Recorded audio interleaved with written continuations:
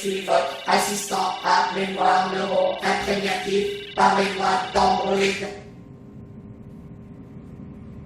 Le thème des androïdes, il remonte à l'Antiquité avec le dieu Héphaïstos qui fabriquait des automates féminins en or.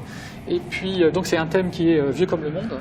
Et dès le XVIIIe siècle, on avait des automates. Ça a été une grande mode des automates. Donc l'homme a toujours cherché à fabriquer un autre lui-même mécanique. Et donc c'est tout naturellement qu'il a imaginé le robot au XIXe siècle, où on en trouvait déjà dans des salles d'exposition. Et puis au XXe siècle, les fameux robots dont on voit la meilleure illustration dans le Roby de Planète Interdite, évidemment dans les années 50. Le premier androïde, on le trouve dans la pièce de Karel Čapek qui s'appelait RUR et qui met en scène un androïde mais qui l'appelle robot. Et donc l'origine du mot robot, ça vient de cette époque-là. C'était donc des robots qui avaient des formes humaines. C'était des ouvriers mécaniques qui assemblaient des choses. C'est pas comme les robots modernes qu'on voit au Japon, par exemple. Ces robots qui prennent des pièces dans tout leur environnement pour les assembler pour en faire des voitures. Non, pas du tout. C'est des vraies copies d'êtres humains et c'est comme ça qu'ils sont traités dans la pièce. Et ce qui soulève le problème de la liberté de l'ouvrier à l'époque. Votre assistant neuro-imprégnatif n'a pas reçu les autorisations nécessaires pour traiter la notion de liberté. Parce que maintenant, on fait des robots, évidemment, qui ne sont pas humanoïdes, et on fait aussi des robots humanoïdes. Encore une fois, au Japon, il y a beaucoup de robots qui sont bipèdes, qui marchent sur deux pattes, sur deux jambes, par exemple le robot Asimo.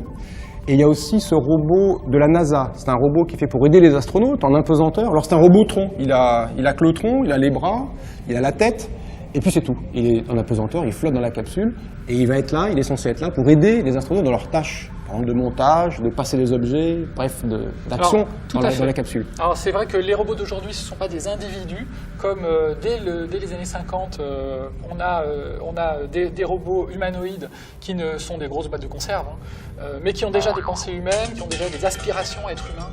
Et l'android type, c'est Data dans la série Star Trek Next Generation. Lui, il est plus qu'humanoïde, il est plus qu'humanoïde. Il a une forme humaine, et en plus, il a une peau humaine, il a des yeux. C'est un authentique androïde, tout à fait. Et la quête de ce personnage dans Star Trek, ça va être d'être reconnu comme humain et de poursuivre la quête de l'humanité. La population de robots non humanoïdes se trouve au Japon. Je crois aussi que du point de vue des robots humanoïdes, les Japonais sont très largement en avance sur l'Occident. Oui, d'ailleurs, ils ont créé toute une science-fiction basée sur les robots et les cyborgs, comme par exemple Ghost in the Shell. Et il y a bien sûr ce robot Asimo, un robot qui est assez petit, qui fait 1m60, qui ressemble un peu à un homme préhistorique du point de vue de sa taille, qui marche sur ses deux pattes. Alors il avance tout gentiment sur deux pattes, il monte des escaliers, enfin il est extrêmement performant du point de vue de sa performance de déplacement. Enfin ça reste même un être programmable, hein, donc c'est pas un robot comme ceux d'Asimov par exemple, qui ont les 3 doigts de la robotique pour les guider. Voilà, et les canaliser surtout. Parce que à l'époque, dans les années 50, la tendance des robots à se révolter était quand même très grande. Donc pour éviter que l'humanité soit exterminée par ces robots, il fallait bien leur donner un code moral, des guides. Voilà, une sorte de code moral. Votre assistant mémoire neuro-imprégnatif procède actuellement à une mise à jour des paramètres de son code moral.